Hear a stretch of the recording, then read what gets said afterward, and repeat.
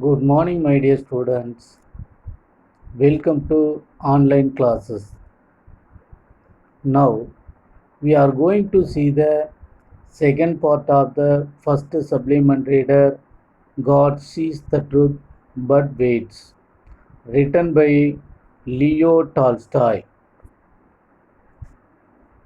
Prepared and presented by Siddhagundan.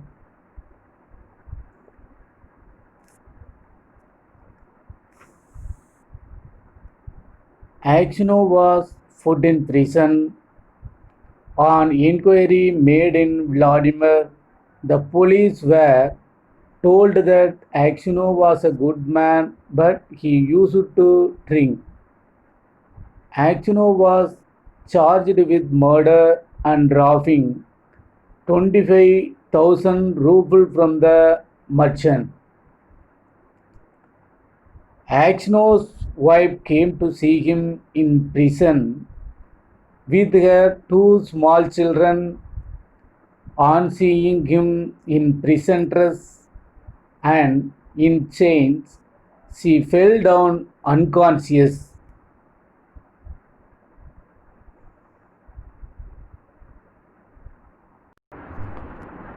Let us see the today lessons.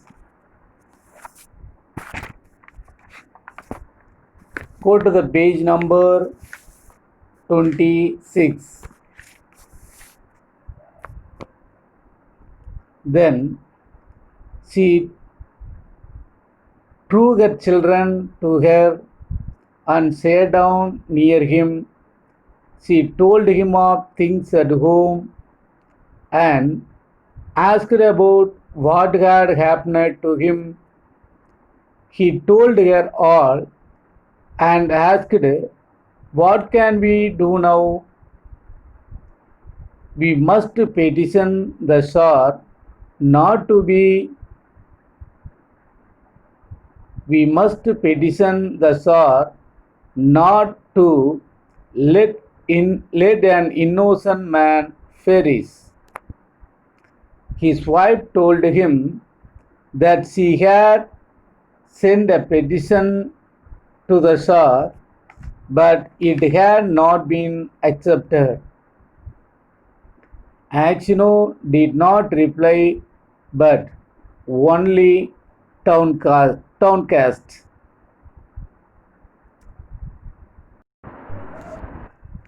Then she drew her children to her. She took her children to her. Underline the word true. Second one, underline the word the Tsar. The Tsar means the Emperor of Russian. Underline the word Ferris. Ferris means disappear. Last one, downcast. Downcast means hopeless.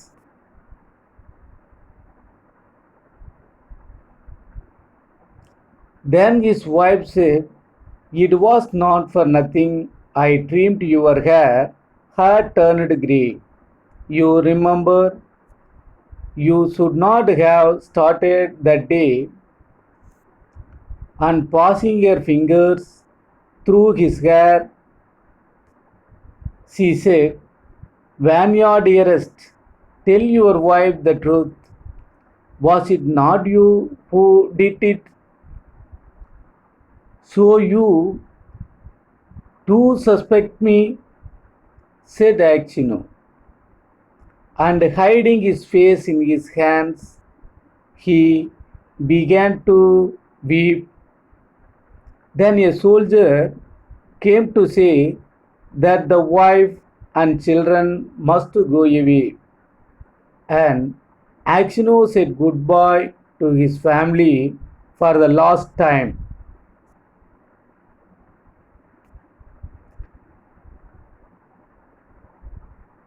When they were gone, Aksionov recalled what had been said, and when he remembered that his wife also had suspected him, he said to himself, "It seems that only God can know the truth. It is to him alone we must appeal, and from him alone expect mercy." And Acino wrote no more petition, gave up all hope, and only prayed to God.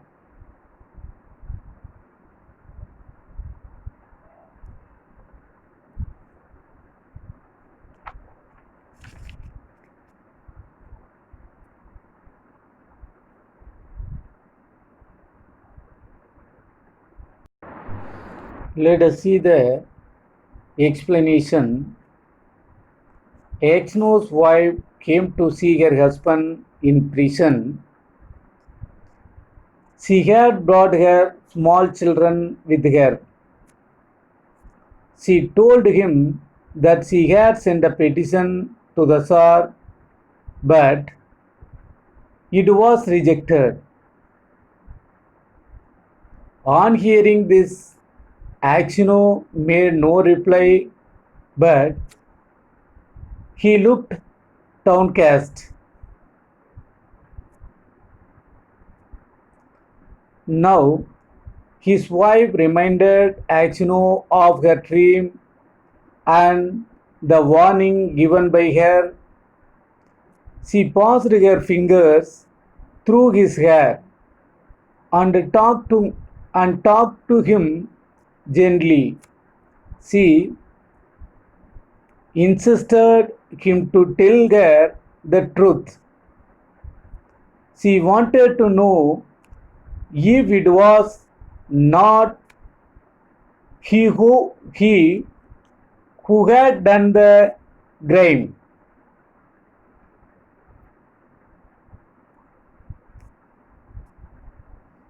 So you do suspect me, said Acino. He could not tolerate the idea that even his wife suspected him. Acino hid his face in his hands and began to weep. He became broken-hearted and grief-stricken at her suspicion. In the end, he said goodbye to his family for the last time.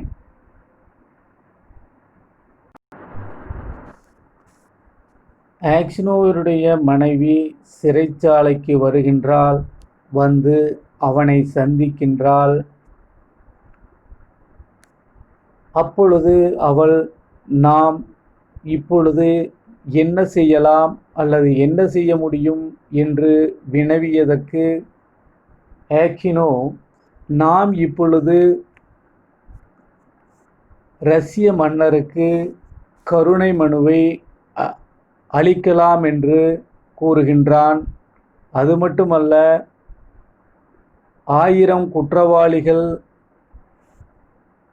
தப்பிக்கலாம், but ஒரு நிரபராதி தண்டிக்கப்படக்கூடாது. Innocent மீன் ஒரு அப்பாவி அழிந்துவிடல் ஆகாது என்று கூறி அரசருக்கு கருணை மனு அனுப்பலாம் என்று ஆக்சினோ தன்னுடைய மனைவியிடம் கூறுகின்றான். ஆக்சினோ கூறுவதை கேட்ட அவனுடைய மனைவி, அவள் ஏற்கனவே அரசருக்கு கருணை மனு அனுப்பியதாகவும் அந்த கருணை மனு நிராகரிக்கப்பட்டதாகவும் அவனிடம் கூறுகின்றாள். அதை கேட்ட ஆக்சினோ லுக் டவுன்காஸ்ட், அவன் நம்பிக்கை இழந்து காணப்படுகின்றான்.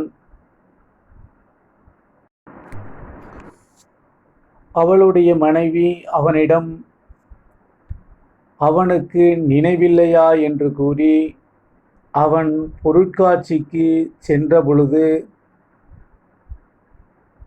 தடுத்ததையும், அவள் ஒரு தீய கனா கண்டதையும், அவன் திரும்பும்போது, அவன் பொருட்காட்சியிலிருந்து திரும்பும்போது அவன் தலைமுடி நரைத்திருந்ததையும்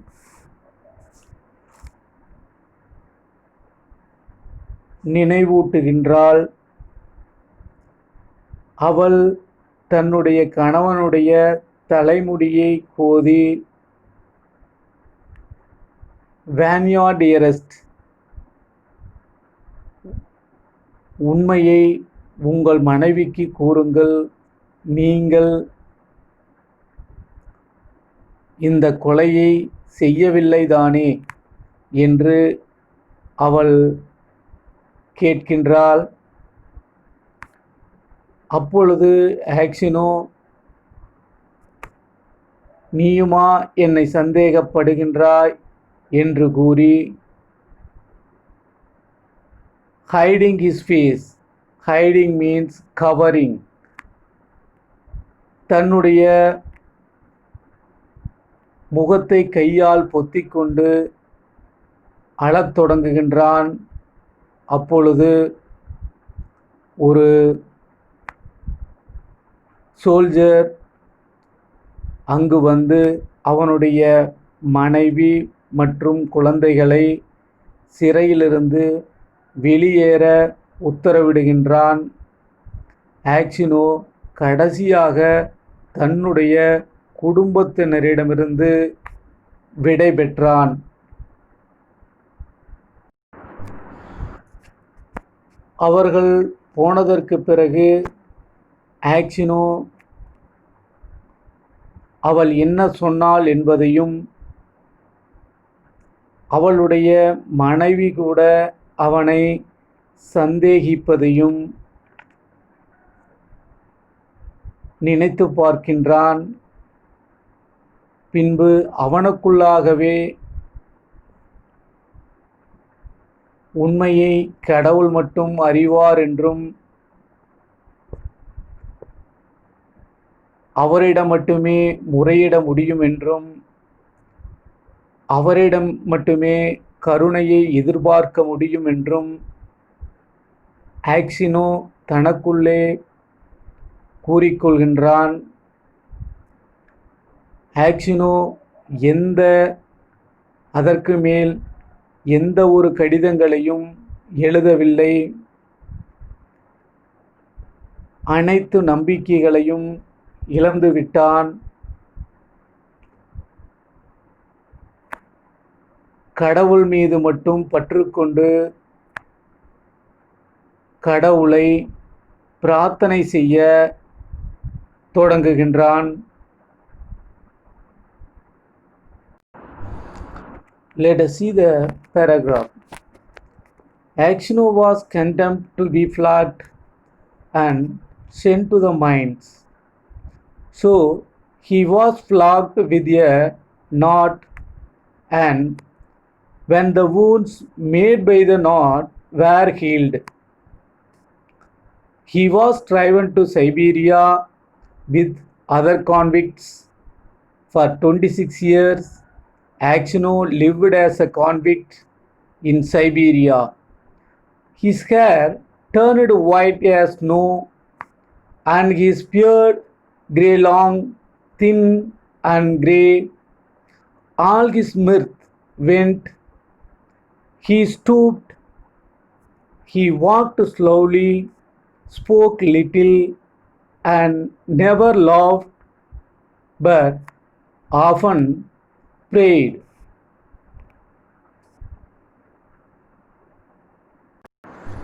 Underline the word contempt. Contempt means punished. Flogged means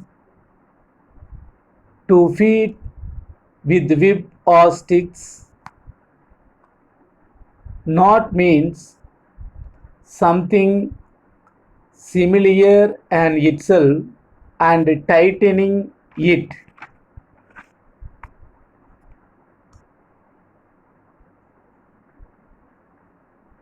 Healed, recovered. Underline the word Siberia. Siberia is name of the place in Russia. Convict means prisoners.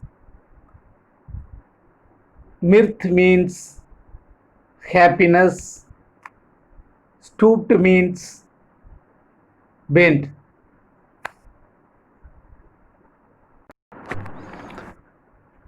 In prison, Actiono learned to make boats and earned little money with which he bought the lives of the saints.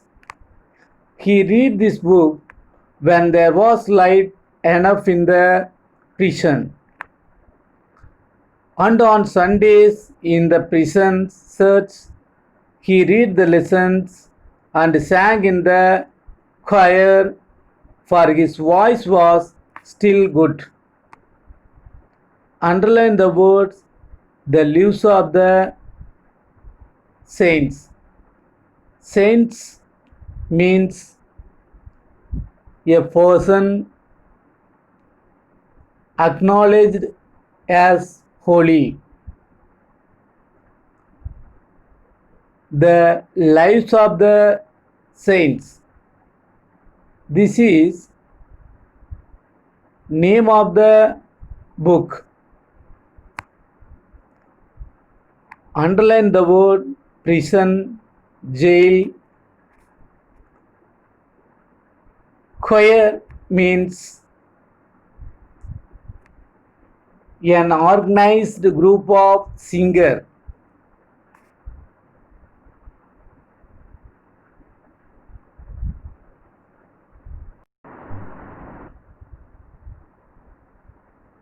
Actiono spent 26 years as a convict in Siberia. He was punished. His hair grey, white as snow. His beard grey long, thin and grey. He lost all his mirth. He stooped and walked slowly. He spoke very little and never laughed. He prayed very often. In prison, Actiono learned to make boots. Thereby, he earned a little money.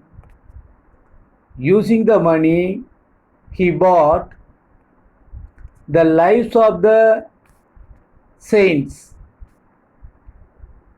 He read the book when there was enough light in the prison. He went to the prison church on Sundays. He read the lessons and sang in chorus.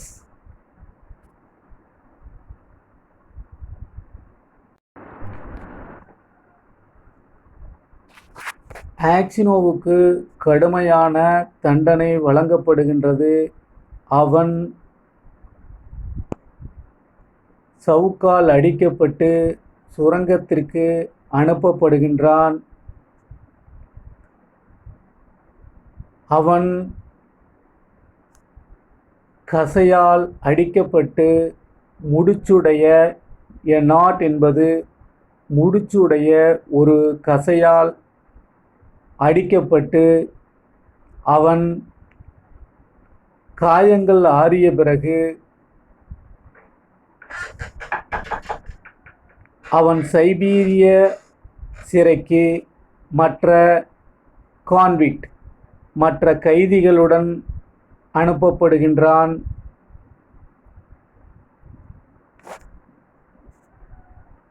For 26 years, 26 ஆண்டுகள் ஆக்சினோ ஒரு கைதியாக சைபீரிய சிறையில் இருக்கின்றார்.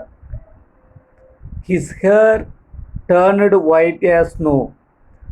அவருடைய தலைமுடி நரைத்திருந்தது. அவருடைய தாடி வளர்ந்து அது நரைத்து இருந்தது. ஆல் ஹிஸ் மித், அவனுடைய அந்த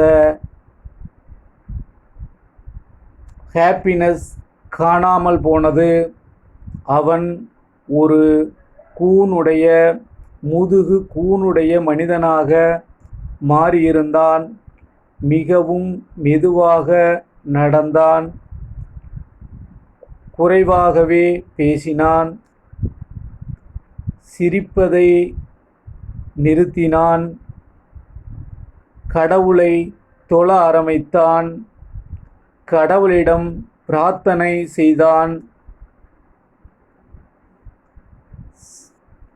18ஆம் நூற்றாண்டுகளில் சைபீரிய சிறை மிகவும் புகழ்பெற்ற ஒரு கடுமையான ஒரு சிறைச்சாலையாக கருதப்படுகிறது. அங்கு கோடை காலத்தில் மிகவும் வெப்பமாகவும் குளிர்காலத்தில் -40°C குளிர் இருக்கும். சிறை கைதிகளுக்கு ஒரே ஒரு கம்பளி போர்வை மட்டுமே கொடுப்பார்கள். அதை போர்த்தி கொண்டு உடம்பில் சுற்றி கொண்டு படுத்துறங்க வேண்டும். அது மட்டுமல்ல, ஒரு தலைப்பக்கமாக மட்டுமே அந்த சிறைச்சாலையில் தூங்க வேண்டும். ஏனெனில் மற்றொரு பக்கம் தலை சாய்ந்து படுக்கும் உரிமை கடவுளுக்கு மட்டுமே உண்டு என்று அந்த சிறைச்சாலையில் ஒரு வழக்கத்தை கொண்டிருந்தார்கள்.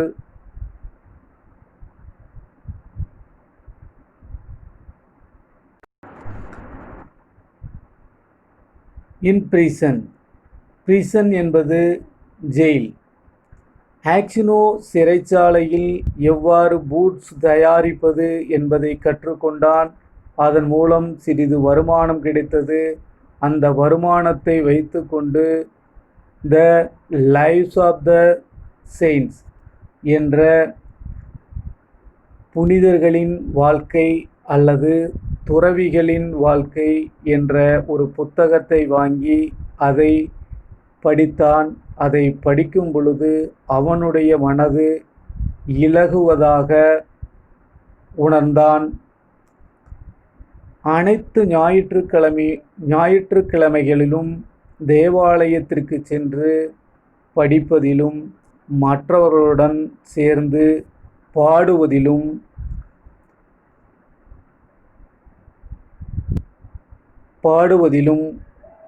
அவன் பாடுவதையும் வழக்கமாக கொண்டிருந்தான். அவனுடைய குரல் இன்னும் மிக நன்றாக இருந்தது.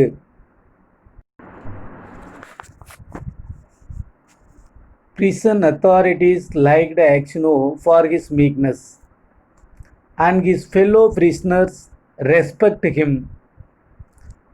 They called him grandfather and the saint. When they wanted to petition the prison authorities about anything, they always made Acino their spokesman. And when there were quarrels among the prisoners, they came to him to put things right and to judge the matter.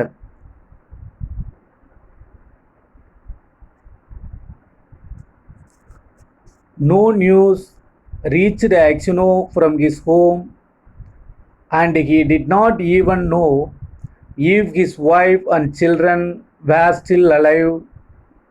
One day, a fresh gang of convicts came to the prison. In the evening, the old prisoners collected round the new ones and asked them what towns or villages they came from and what they were sentenced for. Among the rest, Axino sat down near the newcomers and listened with the downcast air to what was said.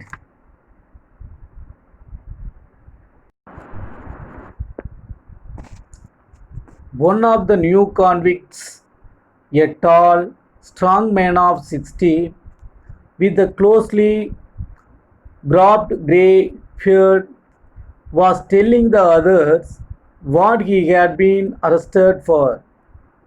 Well, friends, he said, I only took a horse that was tied to a sledge, and I was arrested and accused of stealing.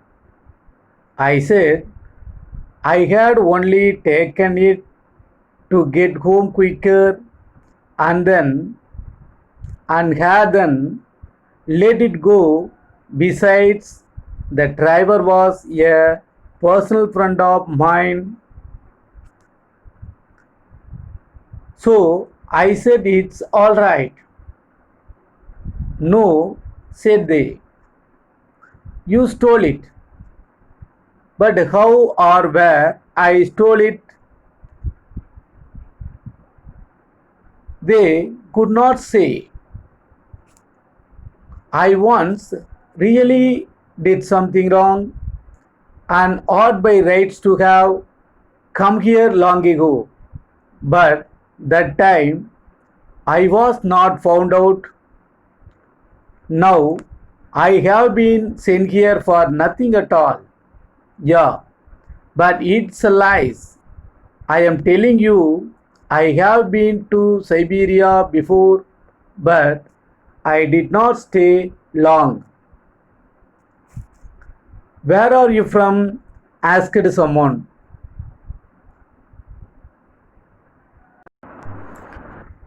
Underline the word meekness. Meekness means humble. Quarrel means fighting. Let us see the explanation. Axino became meek. Axino became humble. So the prison authorities liked him.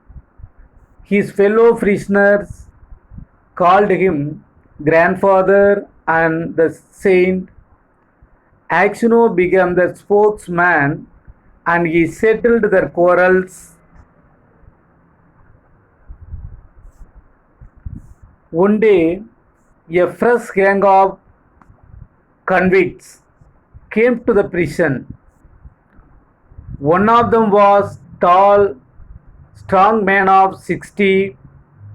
He said that he was accused of stealing horses. He said that he did not really steal the horses, but he ought to have come to the prison earlier for a crime he had really committed long ago.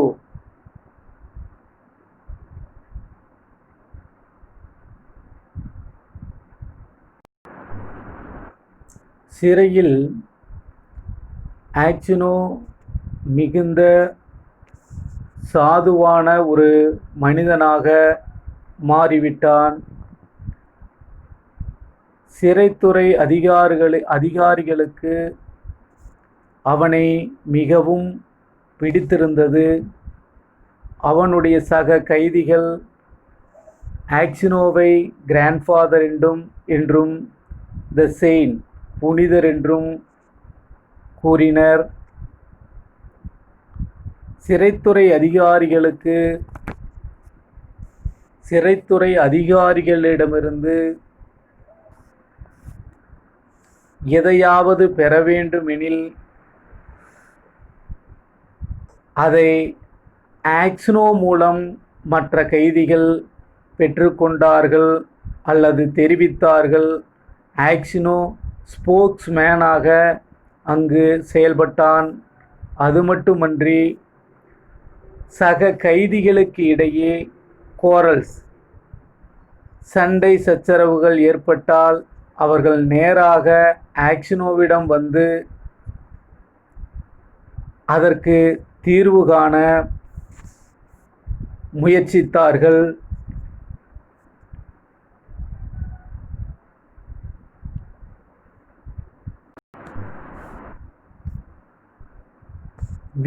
ஆக்சினோவுக்கு வீட்டிலிருந்து எந்த ஒரு தகவலும் கிடைக்கவில்லை. அவனுடைய மனைவி மற்றும் குழந்தைகள் உயிரோடு இருக்கின்றார்களா இல்லையா என்பது பற்றி. ஒரு நாள் புதிதாக ஒரு கைதிகளினுடைய கூட்டம் அந்த பிரிசன் சிறைச்சாலைக்கு வருகின்றது. ஈவினிங், ஒரு மாலை பொழுதில் பழைய கைதிகள் புதிய கைதிகளிடம் புதிய கைதிகளை பற்றிய விவரங்களை கேட்டுக்கொண்டிருந்தனர். புதிய கைதிகள் அவர்களை பற்றியும் அவர்கள் எங்கிருந்து வருகின்றார்கள் என்பது பற்றியும் அவர்கள் என்ன குற்றம் செய்தார்கள் என்பது பற்றியும் அவர்கள் என்ன தண்டனை பெற்றார்கள் என்பது பற்றியும் கூறிக்கொண்டிருந்தனர். ஒருவருக்கு ஒருவர் அறிமுகப்படுத்தி கொண்டிருந்தனர். அந்த கூட்டத்திற்கு நடுவில் புதிய கைதிகளுக்கு பக்கத்தில் ஆக்சினோ அமர்ந்து கொண்டு அவர்கள் கூறுவதை கேட்டுக்கொண்டிருந்தார்.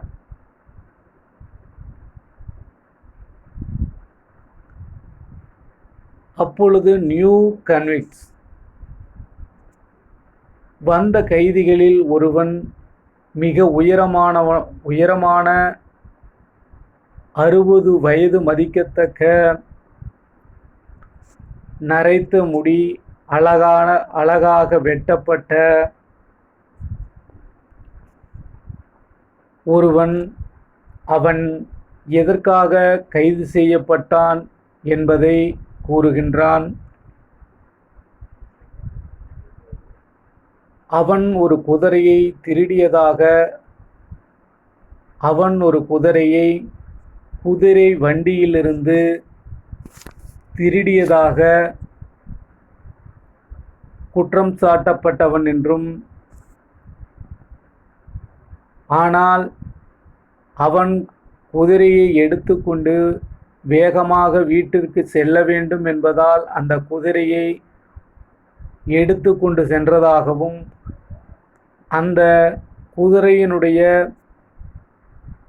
உரிமையாளர் அவனுக்கு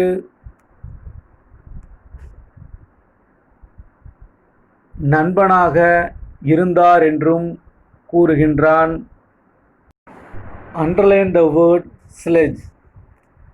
A vehicle pulled by horses for transportation on snow.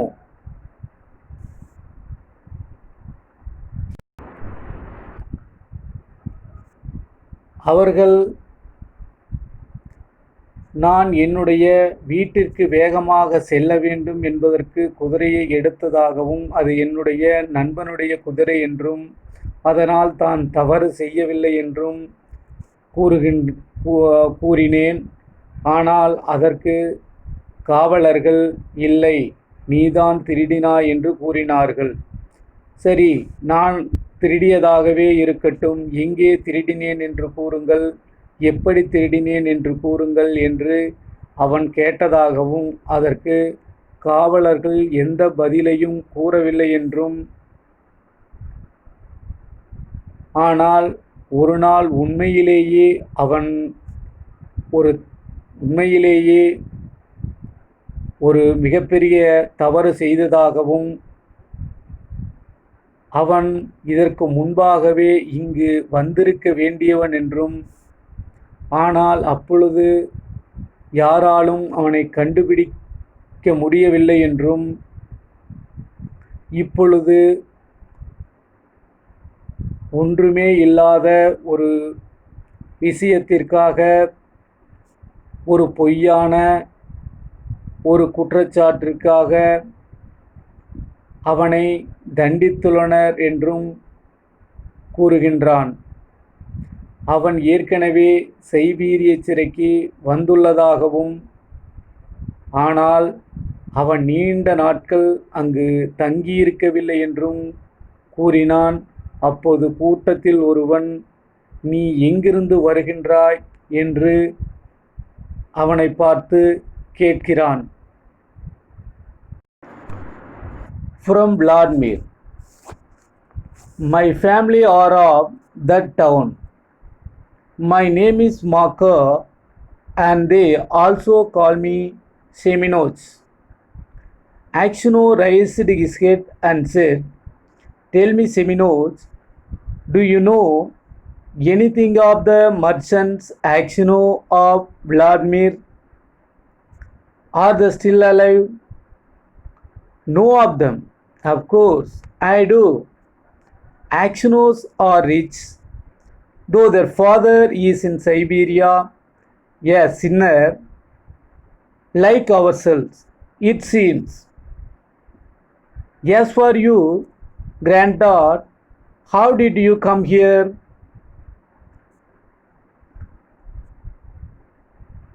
Underline the word Vladimir. Vladimir is name of the town in Russia. Underline the word sinner. Sinner means like criminals.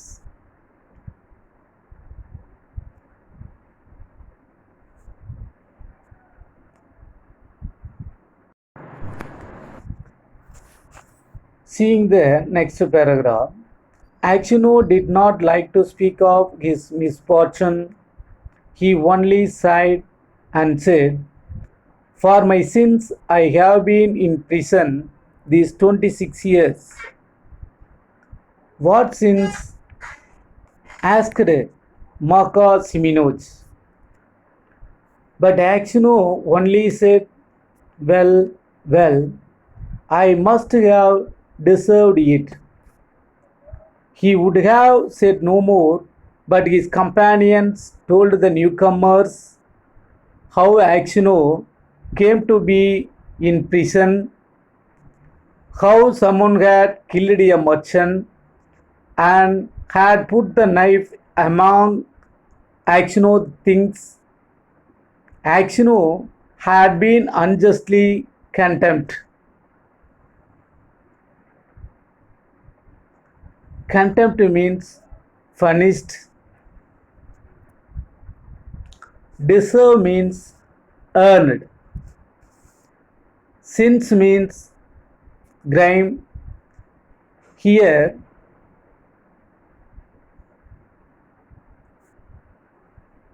sins means crime. Deserved means earned or accepted.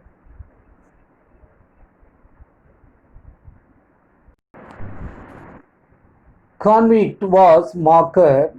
The people called him Semenov. When the Makar said that he came from Vladimir, Aksionov asked him about his family. Semenov said that Aksionov were rich, but after their father was in Siberia,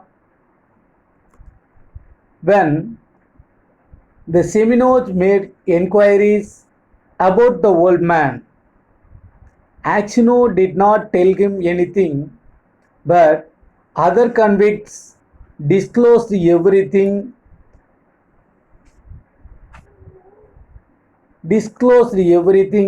about how he was unjustly condemned.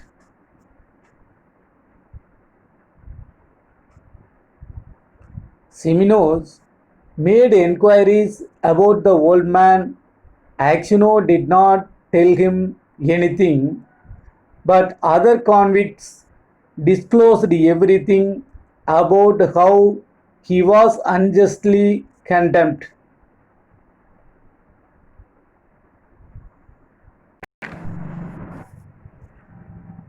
Vladimir Vladimir என்ற வார்த்தையை கேட்டவுடன் ஆக்சினோ சிமினோஸை பார்த்து, உனக்கு Vladimir நகரத்தில் உள்ள ஆக்சினோஸ் என்ற வணிகர்களை தெரியுமா என்று கேட்கின்றான். அவர்கள் உயிருடன் இருக்கின்றார்களா என்றும் வினவுகின்றான். அதற்கு சிமினோஸ், ஆக்சினோஸ் மிகவும் பணக்காரர்கள் என்றும், ஆனால் அவர்களுடைய தந்தை சைபீரியாவில் இருக்கின்றார் என்றும், அவரும் நம்மைப் போல ஒரு குற்றம் செய்தவர் என்றும் சிமினோஸ் கூறுகின்றான். பின்னர் ஆக்சினோவை பற்றி விசாரிக்கின்றான். ஆக்சினோ தன்னுடைய துரதிர்ஷ்டமான நிலையை பற்றி எதுவும் கூறவில்லை. பெருமூச்சு மட்டும் விடுகின்றார். பிறகு, நான் என்னுடைய பாவத்திற்காக, என்னுடைய மை சின்ஸ் மீன்ஸ் பாவம் அல்லது குற்றம், நான் இந்த சிறையில் 26 ஆண்டுகள் இருக்கின்றேன் என்று மட்டும் கூறினான். அதற்கு மார்க்கஸ் சிமினோஸ், அப்படி என்ன குற்றம் செய்தீர்கள், அப்படி என்ன பாவம் செய்தீர்கள் என்று கேட்கின்றான். அப்பொழுது ஆக்சினோ, I must have deserved it, நான் இதை பெற்றுக்கொள்ள வேண்டும். Deserved means earned or accepted. நான் இதை ஏற்றுக்கொள்ள வேண்டும் என்பது என் ஊழ் விதியாக இருக்கும் என்று கூறிவிட்டு, அதற்கு மேல் எந்தவிதமான தன்னை பற்றிய தகவல்களை அவன் கூறவில்லை. ஆனால் அவனுடைய சக கைதிகள்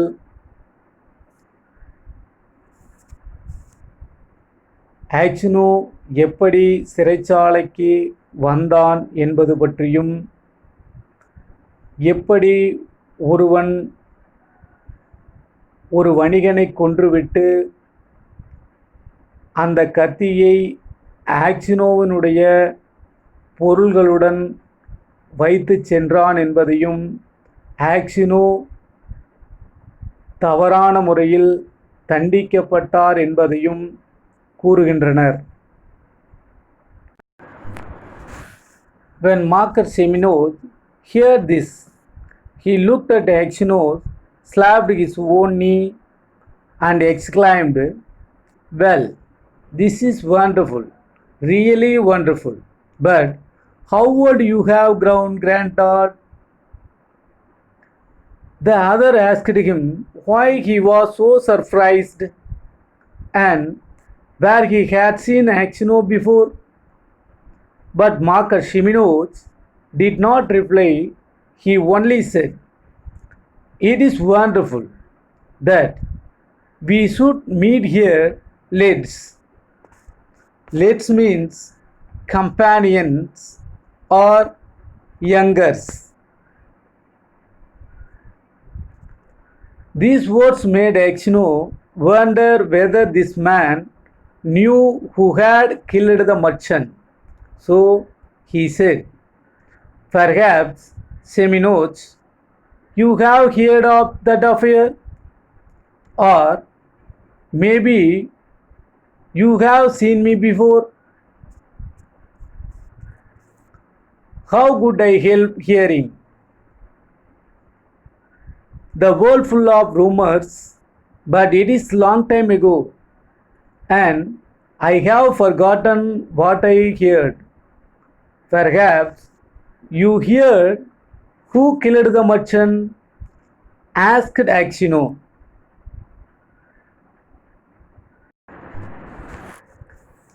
Marcus Simenos laughed and replied, "It must have been him.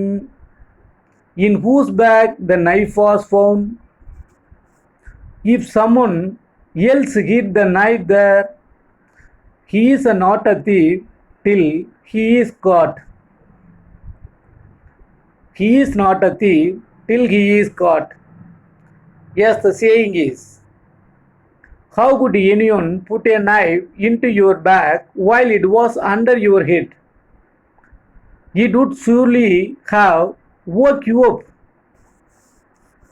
When Acino heard these words, he felt sure this was the man who killed the merchant. He rose and went away. All that night, Acino lay awake. He felt terribly unhappy, and all sorts of images rose in his mind.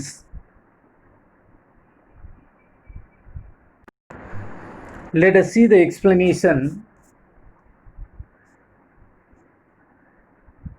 On hearing the Acino story, Marcus Simenos was filled with surprise.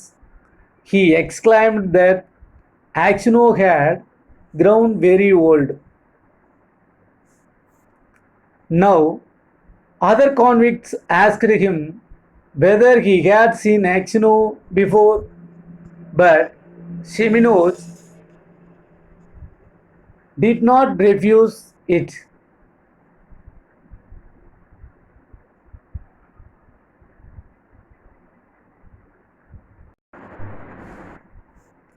Now, other convicts asked him whether he had seen Acino before,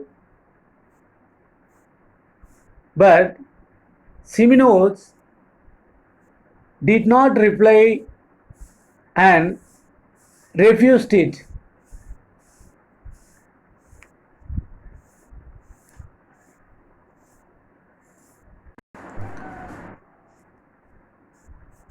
He looked at Acino and asked how anyone could have put a knife into his bag while it was under his head. On hearing this, Acino felt sure that it was Marcus Simenos who committed the crime. ஆக்சினோ பற்றிய விவரங்களை கேட்ட சிமினோஸ் மிகவும் ஆச்சரியப்படுகின்றான். ஆக்சினோவை பார்த்து, உனக்கு எவ்வளவு வயதாகிவிட்டது என்று மிகுந்த ஆச்சரியப்படுகின்றான். அவன் ஆச்சரியப்படுவதை பார்த்த மற்ற கைதிகள் அவனிடம், நீ ஏற்கனவே ஆக்சினோவை பார்த்திருக்கின்றாயா என்று கேட்கின்றனர். அதற்கு சிமினோஸ், இது மிக அருமை என்றும் நாம் அனைவரும் இங்கு சந்திக்க வேண்டும் என்று இருக்கின்றது என்று மட்டும் கூறுகின்றான். Lads means companion. இந்த வார்த்தையை கேட்ட ஆக்சினோ, இந்த மனிதனுக்கு யார் அந்த வணிகனை கொலை செய்தான் என்று தெரியக்கூடும் என கருதி அவனை பார்த்து, சிமினோஸ், நீ என்னை இதற்கு முன்பாக பார்த்திருக்கின்றாயா? அல்லது அந்த நிகழ்வுகளை பற்றி நீ கேள்விப்பட்டிருக்கின்றாயா என்று வினவுகின்றார் ஆக்சினோ. அதற்கு சிமினோஸ், நான் எதை கேட்க முடியும்? உலகம் முழுவதும் புரளியாகவே இருக்கின்றது. அது மட்டுமல்ல, இந்த நிகழ்வு நடந்து நீண்ட நாள் ஆகிவிட்டது. நான் கேட்டதை மறந்துவிட்டேன் என்றும் கூறுகின்றான். இப்பொழுது ஆக்ஷனோ யார் அந்த வணிகனை கொன்றிருப்பார்கள் என்று அவனை கேட்கின்றான். அதற்கு சிமினோஸ் சிரித்து கொண்டே, யாருடைய பையில் கத்தி கண்டெடுக்கப்பட்டதோ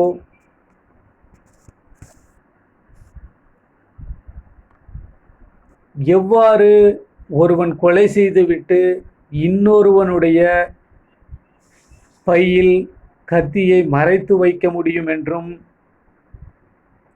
he is not a thief till he is caught, ஒருவன் அகப்படாத வரையில் அவன் திருடன் அல்ல என்பது ஒரு ரஷ்ய பழமொழி. அந்த ரஷ்ய பழமொழியை கூறி அகப்பட்டால் ஒழிய அவன் திருடன் அல்ல என்று கூறுகின்றான். அது மட்டுமின்றி எவ்வாறு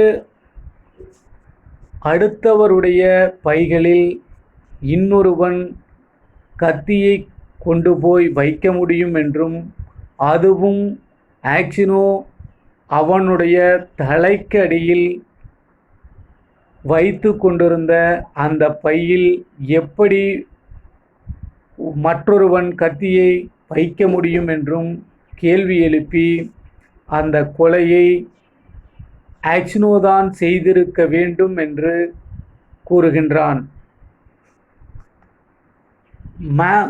மார்க்கஸ் சிமினோஸினுடைய இந்த வார்த்தைகளை கேட்டவுடன் அவருக்கு தெரிந்துவிட்டது, உண்மையான குற்றவாளி மார்க்கஸ் சிமினோஸ் தான் என்றும்.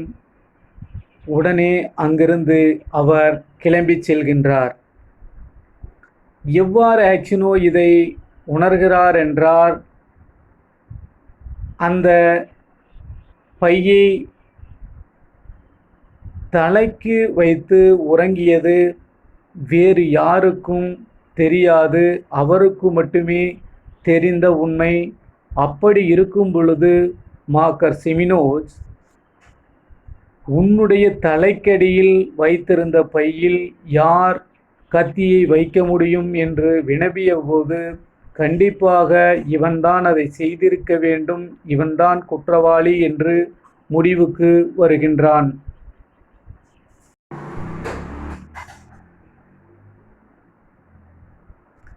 There was the image of his wife.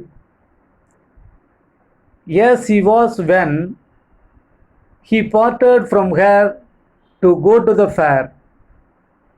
He saw her as if she were present.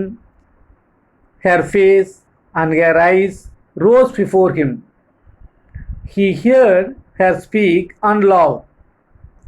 Then he saw his children, quite little, yes, they were at the time, one with a little cloak on, another at his mother's breast. And then he remembered himself as he used to be young and merry. He remembered how he sat playing the guitar in the Portshop Inn where he was arrested, and how free from care he had been. He saw in his mind the place where he was flogged, the executioner, and the people that standing around, the chains, the convicts, all the 26 years of his prison life and his premature old age. The thought of it all made him so rich that he was ready to himself. Underline the word rich. Rich means very bad, மிக மோசமான. Premature old age. Premature old age என்பது இளமையில் முதுமை. ஒருவனுக்கு 50 வயது ஆகின்றது, அவன் பார்ப்பதற்கு 90 வயது உடையவனாக தெரிதல். அவ்வாறு வயது அதிகமாக தெரிவதை ப்ரீமெச்சூர் ஓல்ட் ஏஜ் என்று கூறுவார்கள்.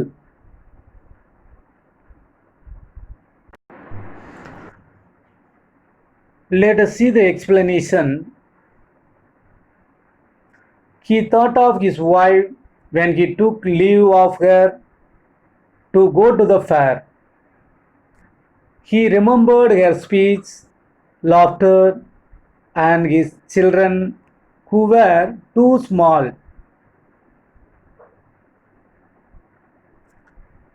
He remembered how young and happy he was playing guitar in the porch. Then he thought of his suffering, imprisonment, and his premature old age.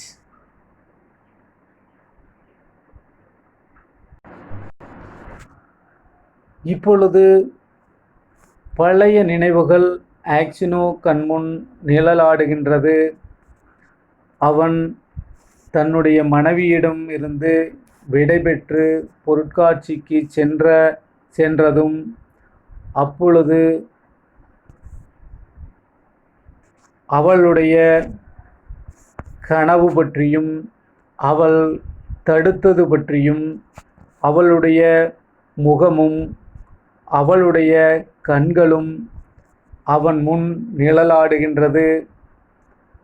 அவள் பேசுவதும் சிரிப்பதும் அவனுக்கு இப்பொழுது கண்முன் நிழலாடுகின்றது.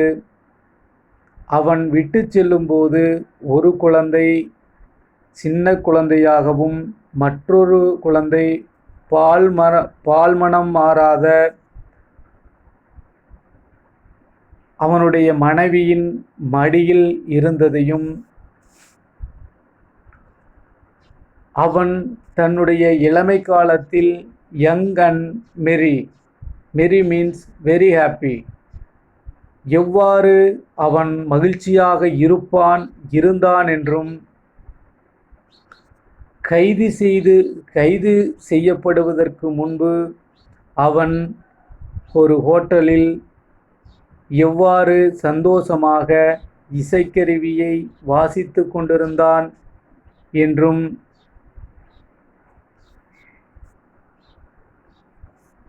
பின்பு கைது செய்யப்பட்ட பிறகு அவன் எவ்வாறெல்லாம் கசையால் அடித்து துன்புறுத்தப்பட்டான் என்பதும் மக்கள் எவ்வாறு வேடிக்கை பார்த்தனர் என்பதும் அவன் எவ்வாறு சங்கிலியில் பிணைக்கப்பட்டிருந்தான் என்பதும் ஒரு கைதிகளில் ஒருவனாக 26 ஆண்டுகள் சிறையில் வாழ்ந்ததையும் தன்னுடைய இளமையான தோற்றம் முதுமையான ஒரு தோற்றமாக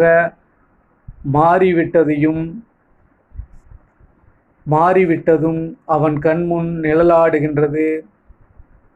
இது அவனுக்கு மிகவும் ஒரு கேவலமான மோசமான ஒரு வாழ்க்கையாக இருந்தது.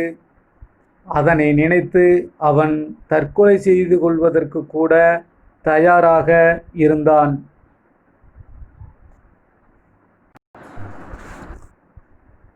Let us see the paragraph.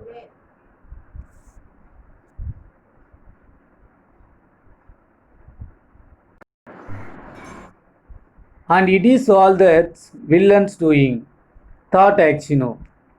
His anger was so great against Marker Seminoles that he longed for vengeance, even if he himself should perish for it.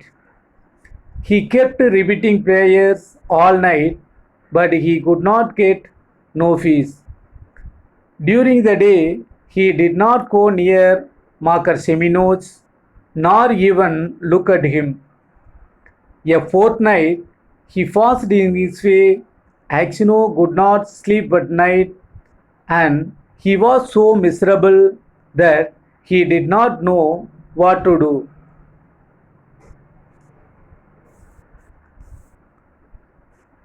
One night, he was walking about the prison. He noticed some earth that came rolling out from under one of the cells on which the prisoners slept. He stopped to see what it was. Suddenly, the marker Siminos grabbed out from under the cell and looked up at Axino with frightened face. Axino tried to pass without looking at him, but Marker seized his hands and told him that he had dug a hole under the wall, getting rid of the earth by putting it into his high foods and emptying it out every day on the road when the prisoners were driven to their work.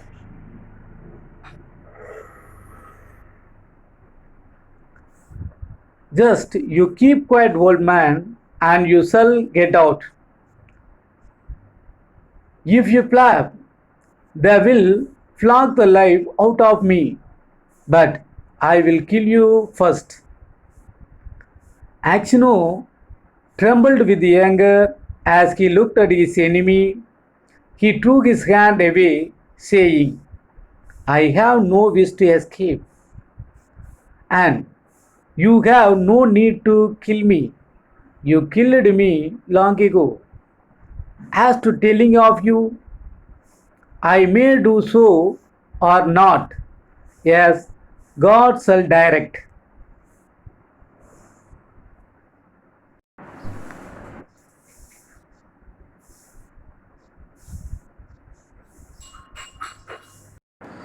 Let us see the explanation.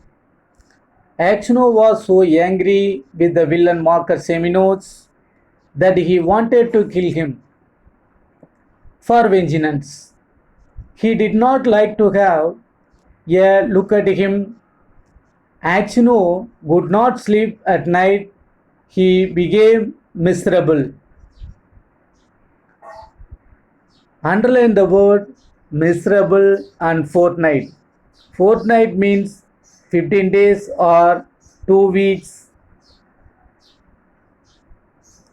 Longed for vengeance. Underline the word longed for vengeance. Longed means liked. Vengeance means revenge.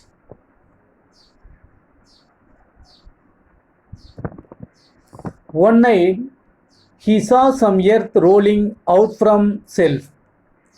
He saw Seminos creeping out from under the shelf.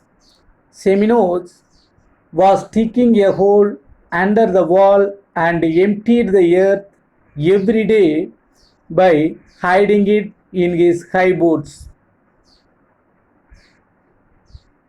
Marker Seminos warned Axino not to tell anyone about it.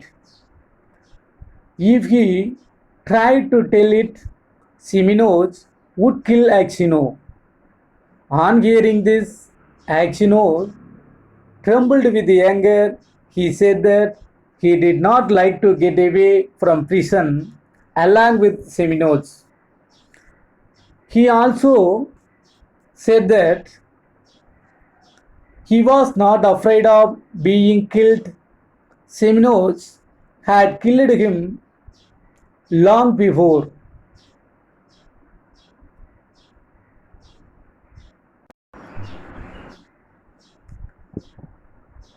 ஆக்சினோ இத்தனை நிகழ்வுகளுக்கும் காரணம் இந்த villain maca செமினோஸ் என்று நினைத்து பார்க்கின்றான்.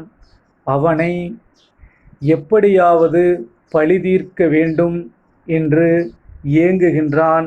அவனுடைய கோபம் முழுவதும் மாக்கர் செமினோஸுக்கு எதிராக இருக்கின்றது.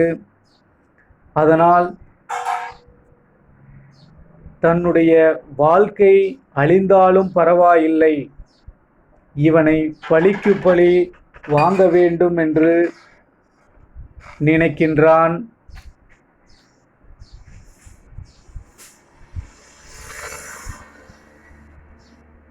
ஆனால்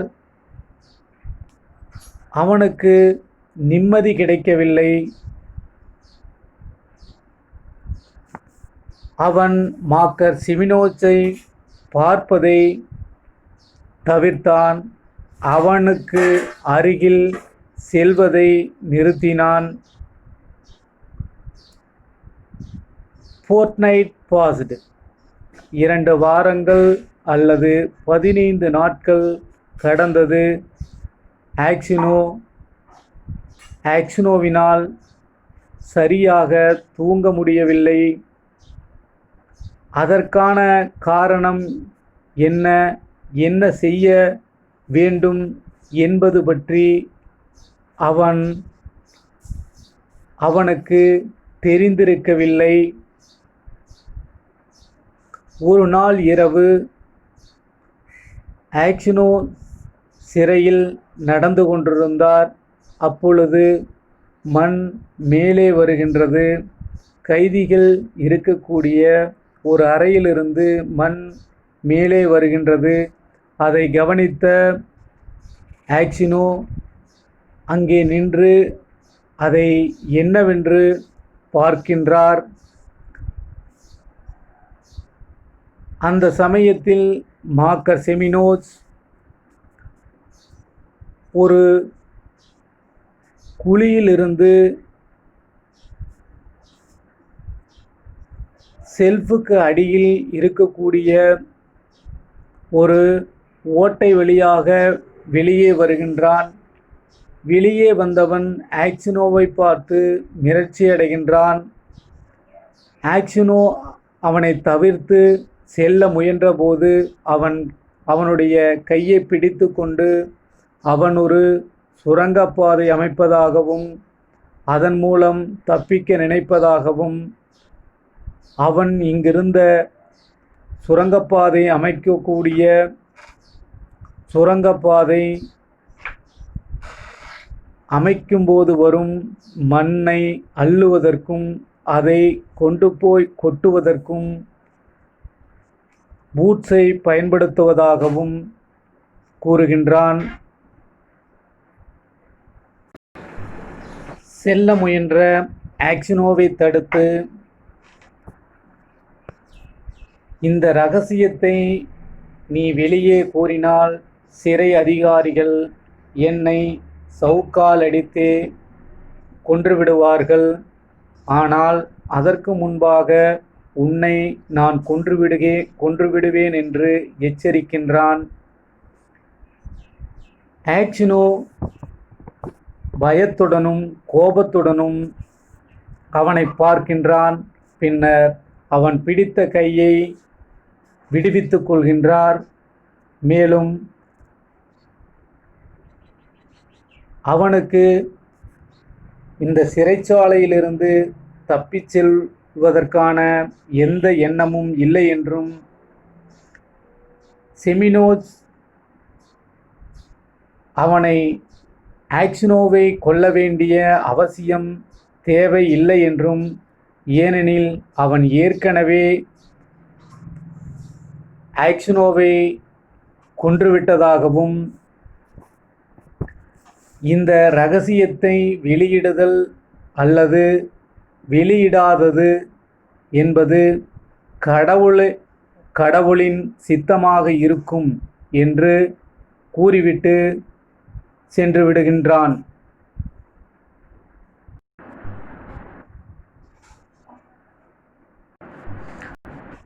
Next day, when the convicts were led out to work, the convoy soldier noticed that one or other of prisoners emptied some earth out of his boots.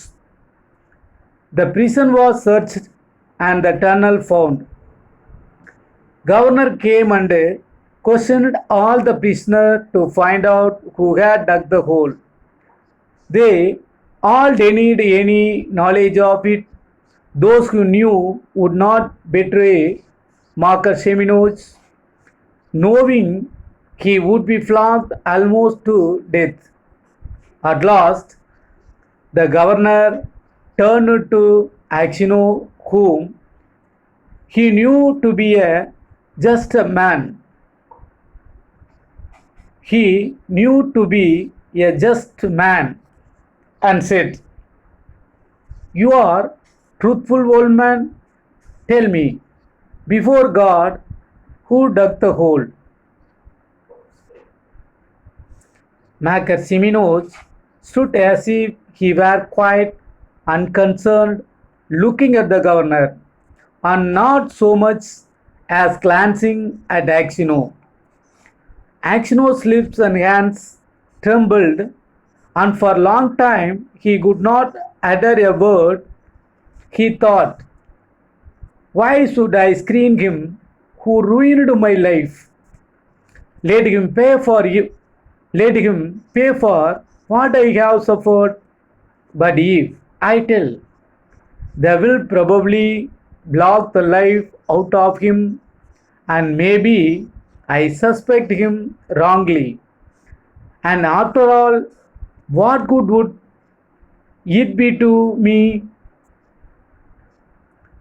"Well, old man," repeated the governor, "tell me the truth. Who has been peeking under the wall?"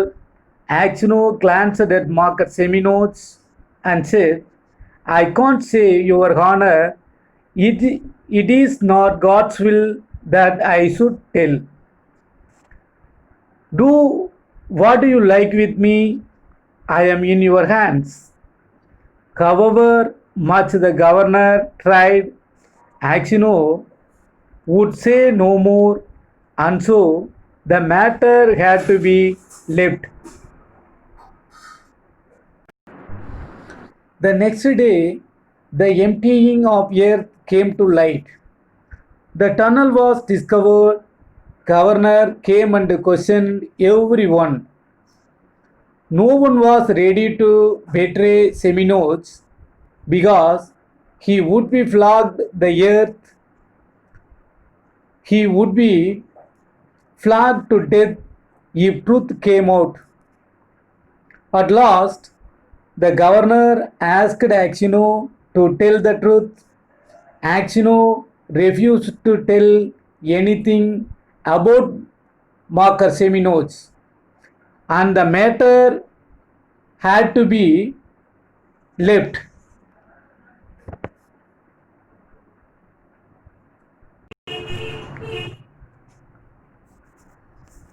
சிறைத்துறை அதிகாரிகளால் அந்த tunnel சுரங்கப்பாதை கண்டுபிடிக்கப்படுகின்றது. அங்கு அதை தோண்டியது யார் என்ற விசாரணை நடக்கின்றது. அப்பொழுது கைதிகள் யாரும் மார்க்கஸ் செமினோஸை காட்டிக் கொடுக்கவில்லை. ஏனெனில் உண்மை தெரிந்தால் செமினோஸை சிறை அதிகாரிகள் அடித்து கொன்றுவிடுவார்கள் என்று தெரியும். சிறை அதிகாரி ஆக்சினோவை பார்த்து, "நீதான் உண்மையான மனிதன், நீ கூறு.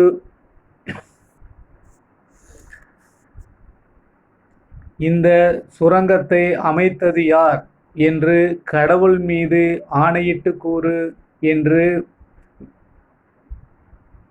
விசாரிக்கின்றார். அப்பொழுது ஆக்சினோவினுடைய கைகள் நடுங்குகின்றது. அவனால் வார்த்தைகளை பேச முடியவில்லை. அவனுடைய அழிந்த அவனுடைய வாழ்க்கை அவன் கண்முன்னே நிற்கின்றது. அவன் நினைக்கின்றான், நாம் எவ்வாறு நம்முடைய வாழ்க்கை எவ்வாறெல்லாம் அழிந்ததோ அதைப்போல அதற்காக இவனும் அனுபவிக்க வேண்டும், இவனும் தண்டனையை பெற வேண்டும் என்று நினைக்கின்றான். ஆனாலும் அப்படி இருந்தாலும் கூட இந்த உண்மையை வெளியே கூறினால் சிறை அதிகாரிகள் அவனை சவுக்கால் அடித்து கொன்றுவிடுவார்கள். அது மட்டுமல்ல, நான் நான் மாக்கர் சிமினோஸை சந்தேகப்படுகிறேன். ஒருவேளை அவன் கொலை செய்யாமல் இருந்தால், நான் சந்தேகப்படுவது தவறாக இருந்தால் என்று நினைத்து பார்க்கிறான். அது மட்டுமல்ல, அவனை காட்டிக் கொடுப்பதினால் தனக்கு என்ன நன்மை வரப்போகிறது என்று நினைத்து பார்க்கிறான். கவர்னர் ஆக்சினோவிடம் வினவுகின்றார், உண்மையை கூறு என்று. அதற்கு ஆக்சினோ, உண்மையை சொல்வது என்பது கடவுளினுடைய விருப்பமாக இல்லை என்றும், தான் எத்தகைய தண்டனையையும் எதிர்கொள்ள தயாராக இருப்பதாகவும் கூறுகின்றான். கவர்னர் எவ்வளவு முயற்சித்தும் ஆக்சினோ மாக்கர் சிமினோஸை பற்றி எதுவும் கூறவில்லை. அத்துடன் அந்த விஷயம் கைவிடப்பட்டது.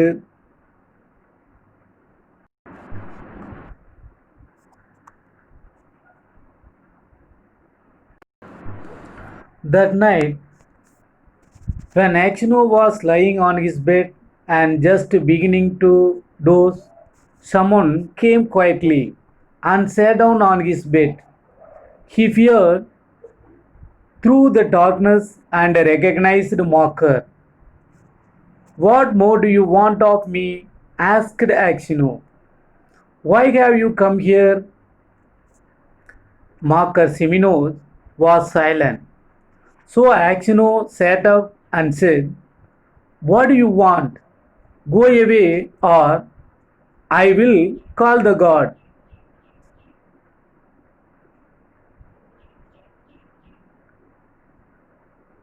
Marcus Seminos bent close over Axino and whispered, "Ivan Timrich, forgive me." "What for?" asked Axino.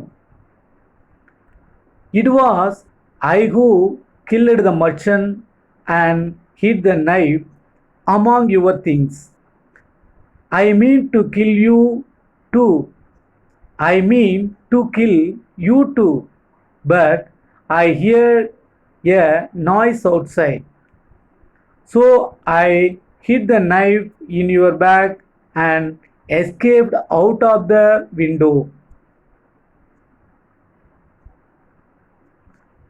Axino was silent and did not know what to say.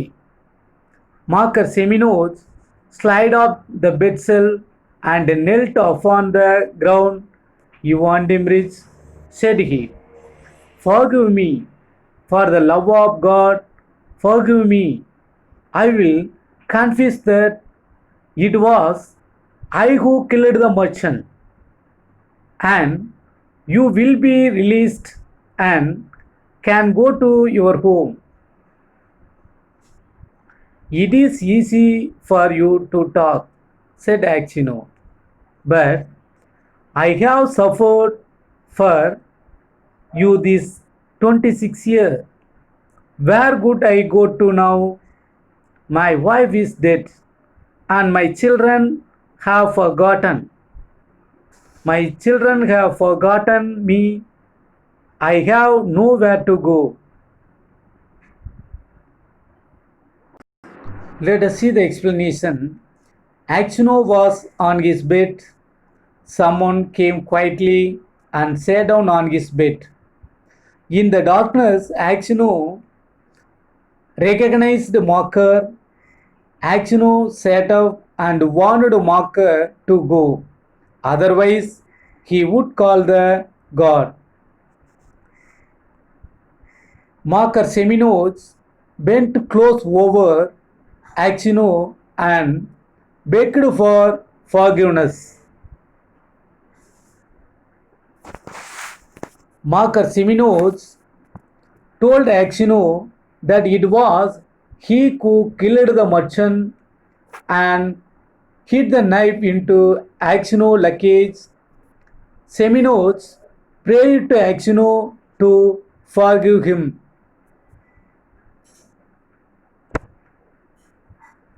He was even ready to confess his guilt. If he did so, Axino would be released and he could go home. Axino said that he had suffered for 26 years. He had lost everything. His wife was dead and his children would have forgotten him. He said he had nowhere to go. அன்று இரவு ஆக்சினோ தன்னுடைய படுக்கையில் படுத்து கொண்டிருந்தார். அப்பொழுது மெதுவாக ஒரு உருவம் அவனுடைய அறைக்குள் வந்து அவனுடைய அந்த படுக்கையின் மீது அமர்ந்து கொண்டது. அவர் feared means looked. அவர் அந்த இருட்டிலும் வந்திருப்பது மாக்கர் என்பதை அறிந்து கொண்டு, இதற்கு மேலும் உனக்கு என்ன வேண்டும் என்று கேட்கின்றார். அதற்கு மாக்கர் செமினோஸ் அமைதியாக இருக்கின்றான். ஸோ ஆக்சினோ எழுந்து அமர்ந்து கொண்டு, உனக்கு என்ன வேண்டும், இங்கிருந்து போய்விடு, இல்லையெனில் சிறை காவலர்களை அழைப்பேன் என்று கூறுகின்றார். மாக்கர் செமினோஸ் பென் க்ளோஸ் ஓவர் ஆக்சினோவிடம் மெதுவாக குனிந்து என்னை மன்னித்து விடு என்று கூறுகின்றான். ஆக்சினோ எதற்காக என்று கேட்கின்றான். அதற்கு மாக்கர் செமினோஸ் அந்த வணிகனை அவன்தான் கொன்றதாகவும் ஆக்சினோவையும் கொலை செய்ய திட்டமிட்டிருந்ததாகவும், வெளியே சத்தம் கேட்டவுடன் அந்த கத்தியை ஆக்சினோவினுடைய பையில் வைத்துவிட்டு ஜன்னல் வழியாக தப்பித்து சென்று விட்டதாகவும் கூறுகின்றான். அதை கேட்ட ஆக்சினோ அமைதியாகவும்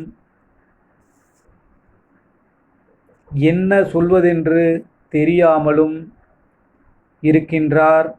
அப்பொழுது செமினோஸ் மண்டியிட்டு, இவான் டிம்ரிச், என்னை மன்னித்து விடு, நீ கடவுள் மீது அன்பு கொண்டவர் அல்லவா, நீ என்னை மன்னித்து விடு என்று வேண்டுகோள் விடுக்கின்றான். அது மட்டுமல்ல, அவனுடைய குற்றத்தை ஏற்றுக்கொண்டு சிறைக்கு செல்ல தயாராக இருப்பதாகவும், ஆக்சினோ விடுதலையாக வேண்டும் என்று விரும்புவதாகவும் கூறுகின்றான். அதற்கு ஆக்சினோ, நீ இவ்வாறு கூறுவது மிகவும் எளிதாக இருக்கின்றது. ஆனால் 26 ஆண்டுகள் நான் எவ்வளவு துன்பத்தை அனுபவித்திருப்பேன். அது மட்டுமல்ல, இப்பொழுது நான் எங்கு போக முடியும்? என்னுடைய மனைவி இறந்திருப்பாள், என்னுடைய குழந்தைகள் என்னை மறந்திருப்பார்கள், நான் போவதற்கு எந்த இடமும் இல்லை என்று கூறுகின்றான்.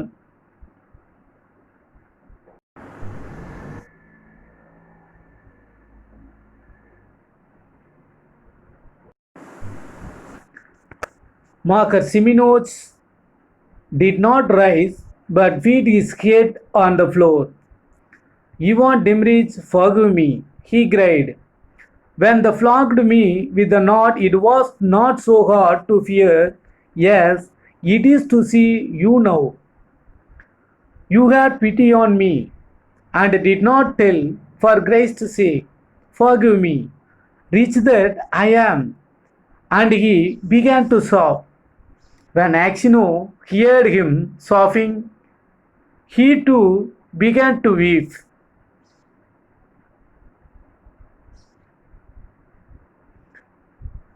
God forgive you, said he.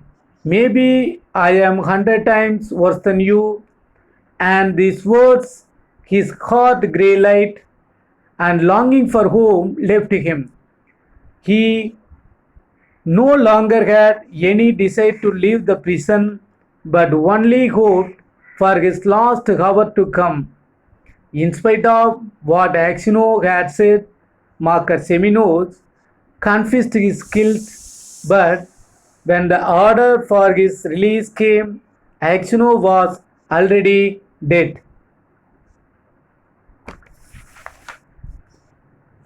Seminos started weeping and he asked forgiveness.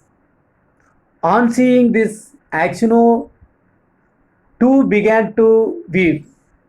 He said, God will forgive you. Now he felt that his heart grey light. His longing for home left him. He no longer liked to leave the prison, but Marker Seminos confessed his guilt. When the order for his release came, Axino was already dead.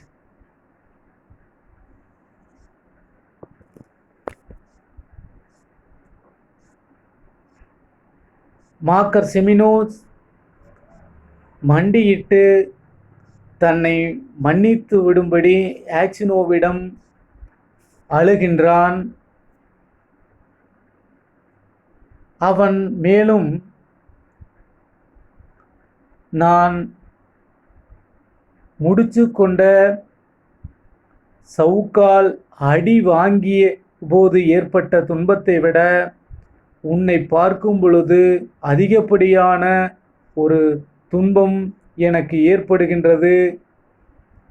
அதனால் என்னை மன்னித்துவிடு என்று கெஞ்சுகின்றான். அவன் அழுவதை கேட்ட ஆக்சினோவும் கூடவே அவனுடன் அழத் தொடங்குகின்றான். பின்னர் கடவுள் உன்னை மன்னிப்பாராக என்று கூறிவிட்டு, ஒருவேளை உன்னை விட 100 மடங்கு நான் மோசமாக இருக்கலாம், நான் கெட்டவனாக இருக்கலாம் என்று ஆக்சினோ கூறும் பொழுது அவனுடைய மனது இலகுவதை உணர்கின்றான். அது மட்டுமல்ல, அவனுக்கு இந்த சிறையை விட்டு செல்வதற்கு எந்த விருப்பமும் இல்லை என்றும், அவனுடைய கடைசி மூச்சு வரை இந்த சிறையிலேயே கழிக்க விரும்புவதாகவும் கூறுகின்றான். அவன் அவ்வாறு கூறிய பின்பும்